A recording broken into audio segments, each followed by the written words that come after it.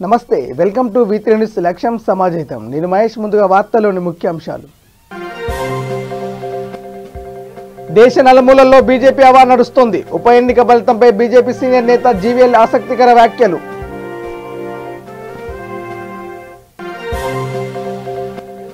బన్సిలాల్పేటలో కొనసాగుతున్న double bedroom ఇళ్ల నిర్మాణం పనులను పరిశీలించిన మంత్రి తలసాని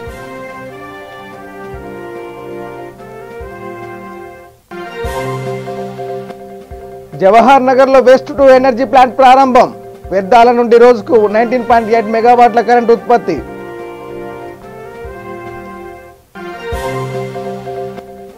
విశాఖ బీజేపీ కార్యాలయంలో పార్టీ నేతల సంబరాలు ప్రధాని ప్రజల అతీతమైన విజయాన్ని ఇచ్చారన్న సోము వీరాజు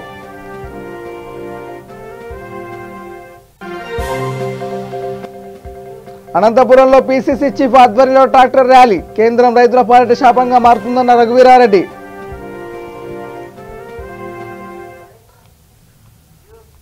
ఇక డీటెయిల్స్లోకి వెళ్తే తెలంగాణలో దుబ్బాక ఉప ఎన్నిక ఫలితంపై బీజేపీ సీనియర్ నేత జీవీఎల్ నరసింహారావు ఆసక్తికర వ్యాఖ్యలు చేశారు. తమ అభ్యర్థి రఘునందన్ రావు విజయం దిశగా దూసుకువెళ్తున్నారని అన్నారు. దేశం నలుమూలల దక్షిణాది ఉత్తరాది పశ్చిమ పూర్వ ఉత్తర పూర్వ ప్రాంతాలన్నింటిలో బీజేపీ హవా నడుస్తుందన్నారు. మోదీ నాయకత్వాన్ని దేశ ప్రజలు మరొకసారి మద్దతుగా నిలిచారన్నారు. బీజేపీ పెద్దగా బలంగా లేని రాష్ట్రాల్లో కూడా అద్భుతమైన ఫలితాలు వస్తున్నాయన్నారు. బీహార్లో భారతీయ జనతా పార్టీ నెంబర్ 1గా ఆవిర్భవిస్తుందని జీవీఎల్ అన్నారు. ఆంధ్రప్రదేశ్తో సహా అన్ని దక్షిణాది ప్రాంతాల్లో బీజేపీ గొప్ప శక్తిగా ఎదగడానికి ఈ ఎన్నికల ఫలితాలే నిదర్శనమని జీవీఎల్ వ్యాఖ్యానించారు.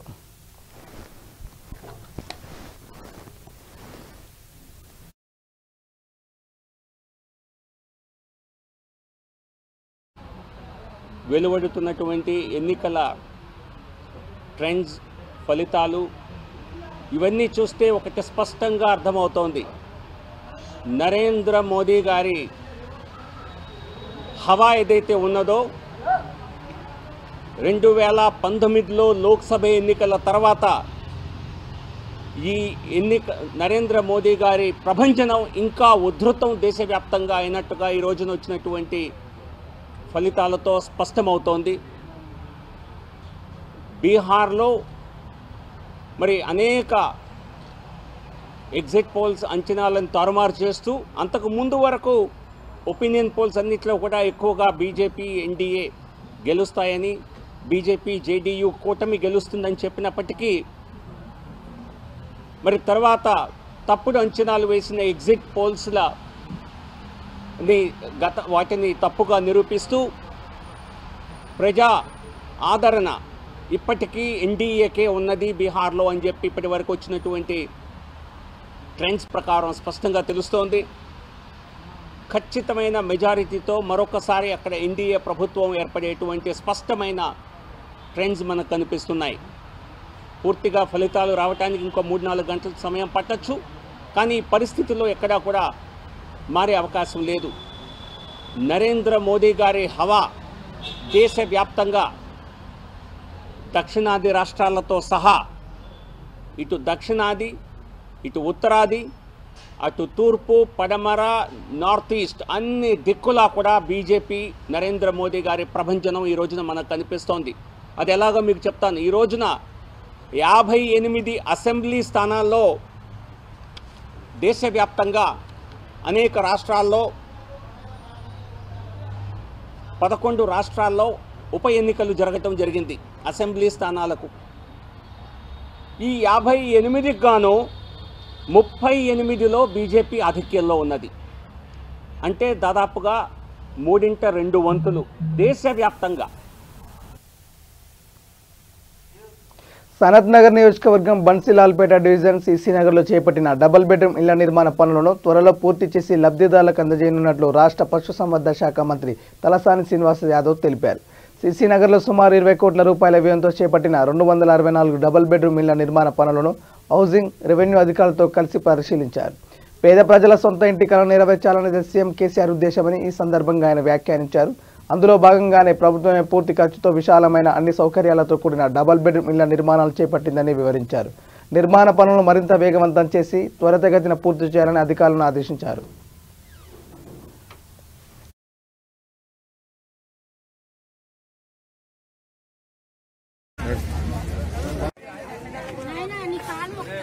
अरे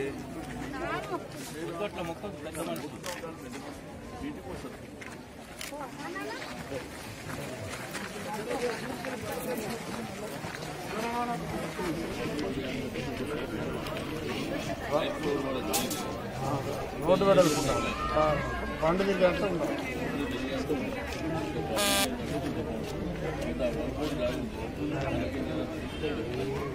రోడ్డు వేయడమే అదే మనం ఆగిపోయి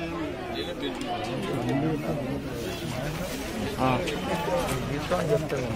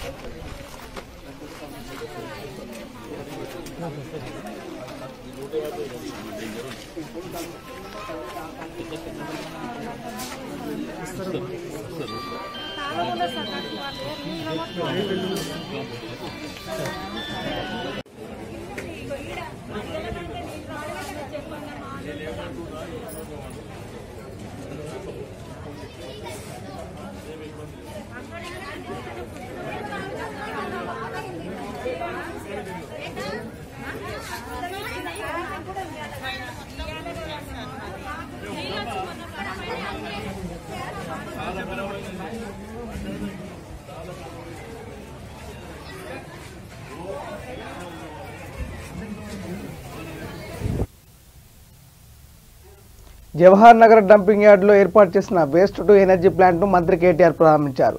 ఈ కార్యక్రమానికి మంత్రి Mallareddy, mayor Bonthu Rammohan, GHMC commissioner Lokesh Kumar తదితరులు హాజరయ్యారు. కాగా దక్షిణ భారతదేశంలో వ్యర్థాల నుంచి విద్యుత్ ఉత్పత్తి చేసే తొలి ప్లాంటులో రోజుకు 19.8 మెగావాట్ల కరెంటు ఉత్పత్తి అవుతుంది. అక్కడ కూడా ఇట్లాంటి చిన్న చిన్న భూ వివాదాలు ఉంటే వాటిని కూడా ప్రభుత్వం ప్రత్యేకంగా ఉత్తర్వులు ఇచ్చి వారికి కూడా యాజమాన్య హక్కు వారి స్థిరాస్తి మీద వారి ఆస్తి మీద కల్పించడం జరిగింది. ఈ ప్రభుత్వం యొక్క లక్ష్యం ఒకటే, ధరణి పోర్టల్ ద్వారా బ్రహ్మాండంగా పేదవారికి అవినీతి రహితంగా రిజిస్ట్రేషన్లు కావాలి, మ్యూటేషన్లు కావాలి, ఎవరికి లంచం ఇచ్చే పరిస్థితి లేకుండా బ్రహ్మాండంగా పేదవారు తమ స్థిరాస్తి మీద యాజమాన్య హక్కును సంపాదించుకోవాలి. తద్వారా రేపటి రోజున ఆ ఆస్తిని వాళ్ళ పిల్లలకి ఇచ్చుకోదలుచుకున్నా, ఆ ఆస్తిని అవసరమైతే కుదబెట్టి ఒక లోన్ తెచ్చుకొని వ్యాపారం చేసుకోవాలనుకున్నా, లేదా వారి పిల్లలకు విద్యావకాశాల కోసం ఎడ్యుకేషన్ లోన్ తీసుకోవాలనుకున్నా ఆ స్థిరాస్తి మీద మీకు హక్కు రావాలన్నదే మన ప్రభుత్వం యొక్క ఆలోచన. కాబట్టి గౌరవ మంత్రి గారు మల్లారెడ్డి గారు చెప్పిన మాట ఏదైతే ఉన్నదో, ఒక జవహర్ నగర్ లోనే కాదు రాష్ట్రంలోని పట్టణాల్లో, గ్రామాల్లో చాలా చోట్ల ఈ సమస్య ఉన్నది. భూమి మీద యాజమాన్య హక్కు మీకు రావాలి. తద్వారా మీకు ఆ రైట్ వచ్చిన తర్వాత తప్పకుండా మీరు దాన్ని బ్రహ్మాండంగా మీ పిల్లల కోసం, మీ కుటుంబం కోసం ఒక భద్రతతో వారు బతికే విధంగా మీరు దాన్ని స్వాధీనం చేసుకోవాలన్న ఆలోచన ప్రభుత్వానికి కూడా ఉంది. కాబట్టి ఈ ధరణి పోర్టల్ కూడా తీసుకుని రావడం జరిగింది. నేను మంత్రి గారికి మాటిస్తా ఉన్నాను, రాష్ట్రంలోని పట్టణ పేద ప్రజలందరికీ, ఏ పట్టణమైనా ఏ నగరంలో ఉన్న వారైనా సరే ప్రభుత్వం తరఫున ఒకటే విజ్ఞప్తి చేస్తా ఉన్నాను, మీకు మీ భూమి మీద, మీ స్థిరాస్తి మీద, మీరు కట్టుకున్న ఇళ్ల మీద మీకు యాజమాన్య హక్కు కల్పించాలనే ఖచ్చితమైన కమిట్మెంట్ తో గౌరవ ముఖ్యమంత్రి కేసీఆర్ గారు ఉన్నారు. ఎంత ఇబ్బంది ఎదురైనా సరే, ఎన్ని రకాల అవాంతరాలు ఎదురైనా సరే రాష్ట్రంలోని పేద ప్రజలకి, మధ్యతరగతి ప్రజలకు మీకు మీ ఆస్తుల మీద సర్వ హక్కులు కల్పించాలన్నది. దానిలో ప్రభుత్వానికి డబ్బులు చేసుకోవాలన్న ఆలోచన లేదు. అవసరమైతే డబ్బు లేకుండానే మీకు మీ ఆస్తి మీద హక్కు కల్పించే విధంగా కొన్ని చోట్ల ఏమైనా ఇట్లాంటి చిక్కులుంటే వాటిని పరిష్కరించే బాధ్యత కూడా మేము తీసుకుంటాం. జవహర్ నగర్ లో వారు చెప్పారు 40,000 మందికి పట్టాలు ఇవ్వస్తున్నారు. తప్పకుండా మళ్ళీ ఒక అద్భుతమైన ప్రోగ్రాం పెట్టి ముఖ్యమంత్రి గారినే స్వయంగా ఇక్కడికి తీసుకొచ్చి ఆ పని చేసే బాధ్యత కూడా నాది, మల్లారెడ్డి గారిని మీకు సందర్భంగా నేను విజ్ఞప్తి చేస్తాను. ఈరోజు ఒక మంచి రోజు అనుకోవాలి. ఎందుకంటే మనం గత 25 సంవత్సరాల సంది కూడా ఒక వనవాసంలో ఉన్నాం. ఒక వాసనతోటి, స్మెల్ తోటి వాటర్లో కానీ, ప్రతి గాలిలో కానీ, ప్రతి దాంట్లో కూడా మనం చాలా భారీ పరిస్థితితో మనం బాధపడుతూ గత 25 సంవత్సరాల సంది కూడా మనం ఇక్కడ జీవిస్తున్నాం. దీనికి ఈరోజు ఒక 550 కోట్లతోటి చెత్తతోటి పవర్ తయారు చేసే పవర్ ప్లాంట్ ఈరోజు ప్రారంభించుకున్నందుకు చాలా సంతోషం. తెలంగాణ దుబ్బాక ఉప ఎన్నికల్లో బీజేపీ విజయం కమలనాథులను ఉత్తేజపరిచింది. కర్ణాటక ఉప ఎన్నికల్లో కూడా బీజేపీ విజయం సాధించడంతో రెండు తెలుగు రాష్ట్రాల్లో బీజేపీ శ్రేణులు సంబరాలు జరుపుకున్నారు. విశాఖ బీజేపీ కార్యాలయంలో జరిగిన వేడుకల్లో రాష్ట్ర అధ్యక్షులు సోము వీరాజు, పార్టీ నేతలు పాల్గొన్నారు. విజయంపై స్పందించిన సోము ఈ విజయం ప్రజా విజయమని అన్నారు. కులాలకు మతాలకు అతీతమైన విజయాన్ని ప్రజలు ఇచ్చారని చెప్పారు. నితీష్ కుమార్కు ప్రజలు స్వాగతించారని, రాబోయే రోజుల్లో కూడా ఇలాంటి విజయమే ఏపీలో చూస్తారని ధీమా వ్యక్తం చేశారు.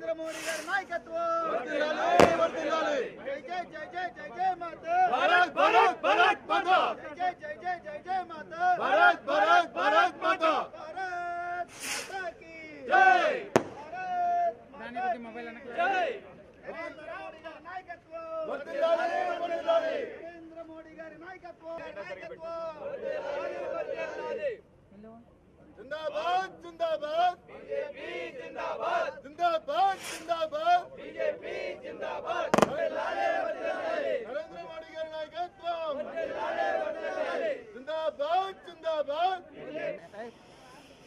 भारत माता की भारत माता की भारत माता जय जय जय माता भारत भारत भारत माता जय जय जय जय जय जय రైతులకు మద్దతుగా కాంగ్రెస్ పార్టీ చేపట్టిన ఉద్యమంలో భాగంగా అనంతపురంలోని ట్రాక్టర్ ర్యాలీని నిర్వహించారు. ఈ ర్యాలీలో పీసీసీ చీఫ్ రఘువీరారెడ్డి పార్టీ నేతల భారీగా తరలివచ్చారు. కేంద్ర ప్రభుత్వ రైతుల పాలిట శాపంగా మారుతుందని ఆందోళన వ్యక్తం చేశారు. రైతులకు ఇబ్బందిగా మారిన చట్టాలను తక్షణమే రద్దు చేయాలని డిమాండ్ చేశారు. ఈ ట్రాక్టర్ ర్యాలీ ప్రధాన ప్రాంతాల మీదుగా సాగింది.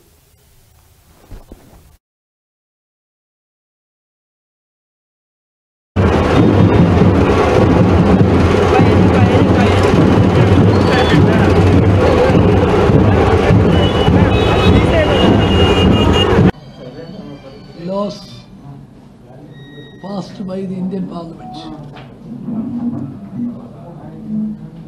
In the last Lok Sabha, BJP government, without consulting anybody, they have introduced their own views, farmers' laws, that is very much against the interest of the farmers. Indian farmers, they are facing lot of difficulties, lot of problems. The cost of price is very high for the agricultural products, and they are not getting the reasonable price. Natural calamity is seriously affecting the farmers. There is no effective insurance, crop insurance. So like that, so many problems are there. Then they have come with new laws to the assembly without consulting. That is against the principles of the constitution. Agriculture is a state subject. They are not consulted any states. That is really a violation.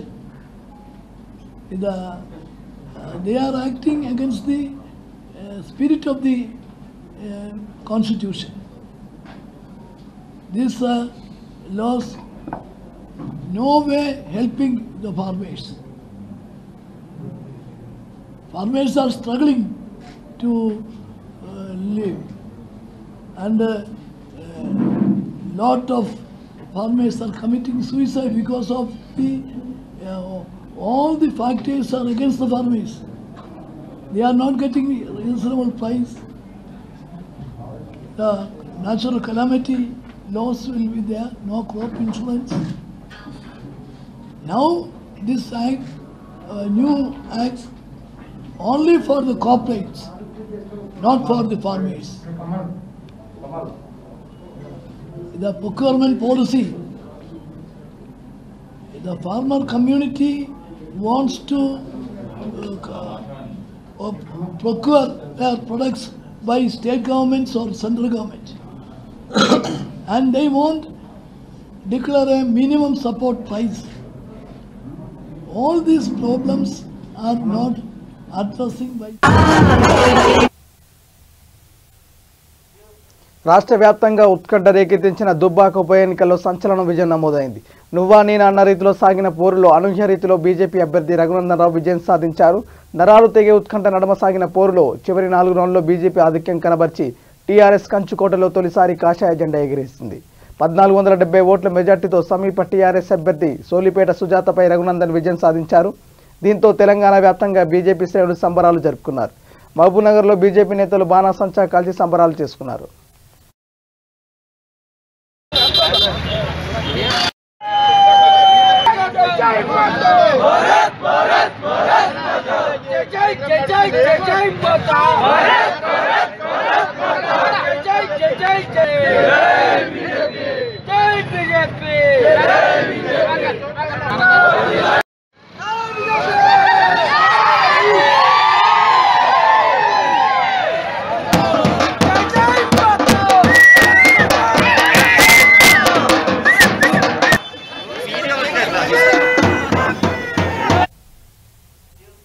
AP ప్రభుత్వం ఎంతో ప్రతిష్టాత్మకంగా ఏర్పాటు చేసిన సచివాలయంలో ప్రజలకు వేగవంతంగా సిబ్బంది సేవలను అందించాలని, వీటిపై నిరంతరం తనిఖీలు నిర్వహిస్తున్నామని నెల్లూరు జిల్లా గూడూరు సబ్ కలెక్టర్ గోపాలకృష్ణ వెల్లడించారు.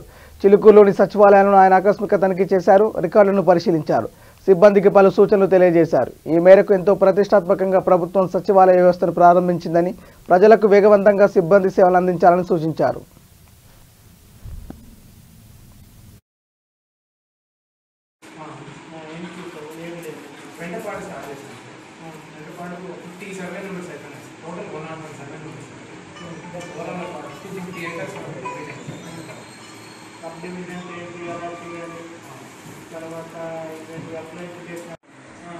అంటే సార్ అడ్వర్టైజ్మెంట్స్ ఉన్నాయి కదా సార్, దాన్ని ఎలక్షన్ చేస్తారు మున్సిపల్ కమిషన్ చెప్పారు సార్. కానీ అక్కడ కాంట్రాక్ట్ ఏం చెప్తున్నారంటే మాకు 7 లక్షలు డెవలప్ చేసుకోవడానికే సరిపోతుంది మేడం, మాకు కావాలి అడ్వర్టైజ్మెంట్ అది కుదరదు సార్. మా గవర్నమెంట్ నుంచి కొంతమంది కదా 7 లక్షలు మాకు ఎక్కువ అవుతుంది కాంట్రాక్ట్. అందరికి మనం ఇప్పుడు వరకు ప్లేస్లే ఇవ్వకపోతే వాళ్ళు ఇప్పుడే కడతారండి. అక్కడే చాలా ఉంది సార్. చెప్పేది కాదు, ఒక ఇది ఉండాలి. ఏంటది ప్రొఫెషనల్ ఇది ఉండాలండి. ఇంకా వచ్చి సంవత్సరం అయిపోయింది ప్రభుత్వం పెట్టి, ఇంకా మనం దీంట్లోకి రాలేదు. స్వర్ణలకి ఎవరు? ఇమ్రాన్ అహ్మద్ ఎవరు? మీరేం చేస్తున్నారు బాబు? ఏమేమి చూస్తున్నారు బాబు? ఎన్ని వర్గాలు వర్కులు జరుగుతున్నాయి? ఎన్ని పరిధులు? ఎక్కడెక్కడ ఎంతవరకు వచ్చింది బాబు?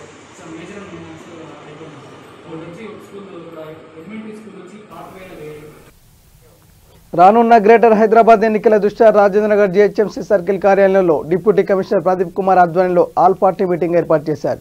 ఈ కార్యక్రమంలో TRS, MIM, BJP, Congress, CPM, CPI, టీడీపీలతో పాటు పలువురు రాజకీయ నేతలు పాల్గొన్నారు. కరోనా నేపథ్యంలో పోలింగ్ బూతుల సంఖ్య పెంచాలని, ఎక్కడి ప్రజలు అక్కడే ఓటు హక్కు వినియోగించుకునేలా అధికారులు చర్యలు తీసుకోవాలని కోరారు. ఓటర్ స్లిప్లో పేరు వచ్చినా ఓటు వేసే సమయానికి ఆ వ్యక్తి యొక్క పేరు లిస్టులో మిస్ అవుతుందని అధికారులు దీనిపై చర్యలు తీసుకోవాలని కోరారు. ఆల్ పార్టీస్ వివరించిన సమస్యలను పరిష్కరించేందుకు చర్యలు తీసుకుంటారని డిప్యూటీ కమిషనర్ ప్రదీప్ కుమార్ తెలిపారు. నాయకులకు అదేవిధంగా ఈ కార్యక్రమం ఏర్పడిన ఈసీ గారికి నా యొక్క నమస్కారాలు. సార్, ఈ ఎలక్షన్లో కొద్దిగా మీరు ఏమన్నా స్లిప్లు ఇచ్చేది ఉంటే కొద్దిగా ముందే మనము ప్రిపేర్ చేసుకుని ఒక 15 రోజుల ముందు 20 రోజుల ముందు ఇస్తేనే బాగుంటుంది సార్. ఎందుకంటే అది ఆ స్లిప్ తీసుకొని దాని బూత్ నంబర్లో ఏముండకపోవడం వల్ల పబ్లిక్ ఏమైందంటే ఇక్కడ పోవాలా అక్కడ పోవాలా లేకుండా తిరిగి ఓటు వేయకుండా చాలా మంది ఇక్కడే వెళ్ళిపోతున్నారు. ఇది దృష్టిలో పెట్టుకొని కంపల్సరీ ఒక 25 డేస్ ముందు స్లిప్లు ఇస్తే వాళ్ళ ఓటు ఎక్కడ ఏ బూత్ వేయాలని చెప్పి వాళ్ళకి అవగాహన ఉండదు సార్. అదేవిధంగా సార్ బూతులు కూడా కొద్దిగా ఈ కోవిడ్ ఉంది కాబట్టి పొద్దుడు కొద్దిగా ఎక్కువ చేయాల్సిందిగా మేము మీకు మనవి చేస్తున్నాము. అదేవిధంగా సార్ ఇప్పుడు మా ఉప్పలపల్లిలో ఉన్నటువంటి ఓట్లు కొన్ని చింతపేటలో పోయి చేస్తారు అక్కడ. అదేవిధంగా గాంధీనగర్లో ఉన్న ఓట్లు కూడా చింతపేట చేస్తారు. చింతపేటలో కూడా మాకు వచ్చి చేస్తారు ఇక్కడ. అవి కొద్దిగా ఏమున్నా సరే కొద్దిగా అవి చేయించవలసిందే మేము కోరుతున్నాము. రాజేంద్ర నగర్ సర్కిల్లో ఆల్ పొలిటికల్ పార్టీస్ పిలిచి మీటింగ్ పెట్టడం జరిగింది. ఎందుకంటే రాబోయే కార్పొరేట్ ఎలక్షన్స్ కొరకు రూల్స్ అన్నీ డ్రాఫ్ట్ రూల్స్ అన్నీ పొలిటికల్ పార్టీస్ వాళ్ళకి ఇవ్వడం జరిగింది. వాళ్ళతోటి ఆబ్జెక్షన్స్ అన్నీ ఛత్తీస్గఢ్ రాష్ట్రానికి చెందిన మావోయిస్ట్ పార్టీ సీనియర్ నేత ఏమల జోగిని భద్రాద్రి కొత్తగూడెం జిల్లా పోలీసులు అరెస్ట్ చేశారు. అశ్వాపురం మండలం మొండికుంట వద్ద వాహనాల తనిఖీలు నిర్వహిస్తుండగా అనుమానాస్పదంగా కనిపించిన ఓ వ్యక్తిని పోలీసులు అదుపులోకి తీసుకొని విచారించారు. అనుమానితుడు ఛత్తీస్గఢ్ రాష్ట్రం సుకుమా జిల్లా చింతల్నూరు తానాకు చెందిన మావోయిస్టుగా గుర్తించారు. గత 7 సంవత్సరాల నుండి సిపిఐ మావోయిస్ట్ పార్టీ నాయకుడిగా బోడికేల్ మిలిషియా కమాండర్గా పనిచేస్తున్నట్లు నిర్ధారించారు. పోలీసులు అతని వద్ద నుండి 5 జిలిటన్ స్టిక్స్, 100 మీటర్ల వైరు, 2 డిటోనేటర్, 2 బ్యాటరీలను స్వాధీనం చేసుకున్నట్లు తెలిపారు.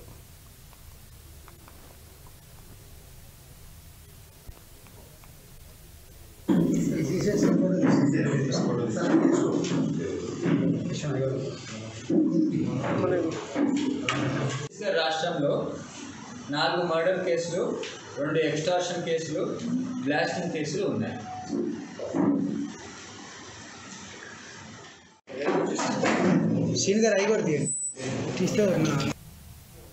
జూబ్లీ హిల్స్ నియోజకవర్గం యూసఫ్గూడ డివిజన్లో కళ్యాణ లక్ష్మి షాదీ ముబారక్ చెక్కులను పంపిణీ చేశారు ఎమ్మెల్యే మాగంటి గోపీనాథ్. ఈ కార్యక్రమంలో ఆర్ఏ అజరుద్దీన్, విఆర్ఓ విజయవుడు, డివిజన్ అధ్యక్షుడు Raj Kumar Patel, general secretary nursing Das తదితరులు పాల్గొన్నారు.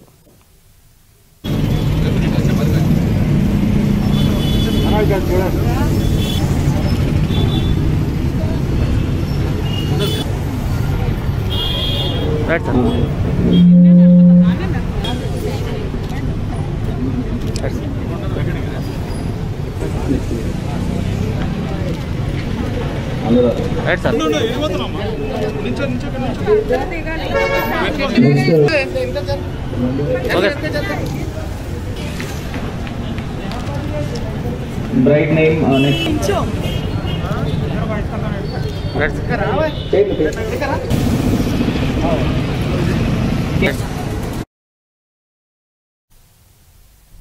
బులెటిన్ ముగించే ముందు హెడ్లైన్స్ మరోసారి. దేశ నలుమూలల్లో బీజేపీ హవా నడుస్తుంది. ఉప ఎన్నిక ఫలితంపై బీజేపీ సీనియర్ నేత జీవీఎల్ ఆసక్తికర వ్యాఖ్యలు.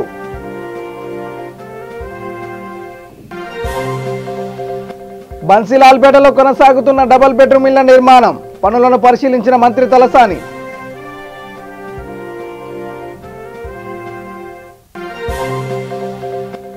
జవహర్ నగర్లో వేస్ట్ టు ఎనర్జీ ప్లాంట్ ప్రారంభం.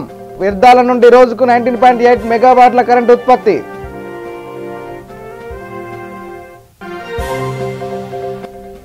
విశాఖ బీజేపీ కార్యాలయంలో పార్టీ నేతల సంబరాలు. ప్రధానికి ప్రజలు అతీతమైన విజయాన్ని ఇచ్చారన్న సోము వీర్రాజు.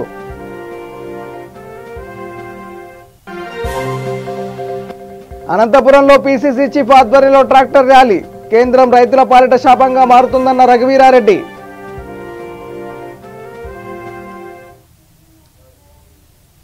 ఇవి bulletin updates. Keep watching V3 news. లక్ష్యం సమాజహితం. నమస్కారం.